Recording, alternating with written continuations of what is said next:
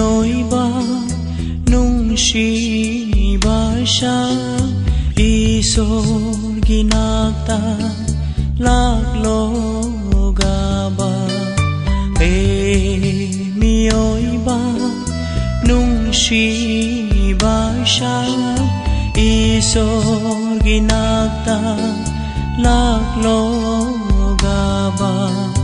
kari gita de kari gikhang de Calvary cross ta Krista na koba Calvary cross ta Krista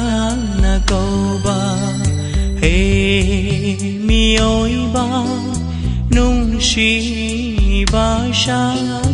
isor ginagta laglogaba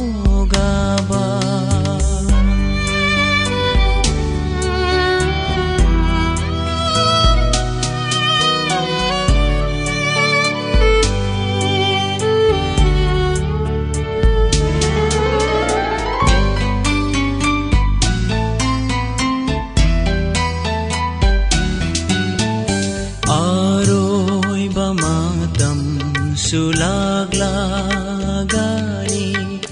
pothapam khangda karigileli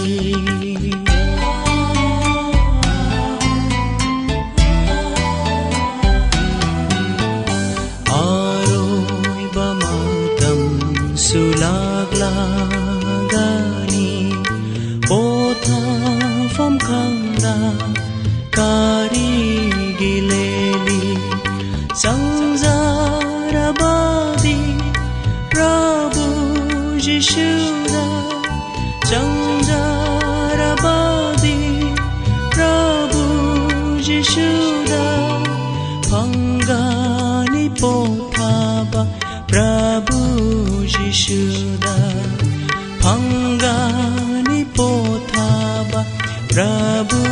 Jishuda mioiba nungsiba siya isor ginagta laglogaba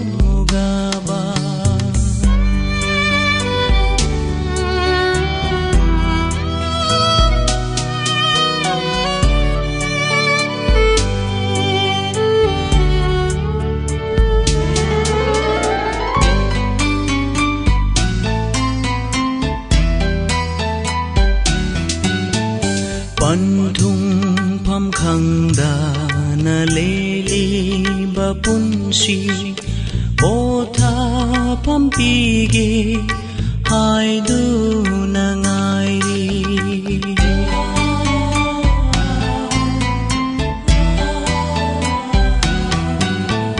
Panthung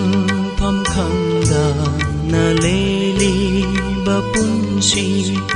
potha pham pige haidu na ngairi lai horabadi Prabhu Jishuda lai horabadi Prabhu Jishuda Pangani pothaba Prabhu Jishuda Pangani pothaba Prabhu Jishuda mioiba nungsiba siya isor ginagta laglogaba mioiba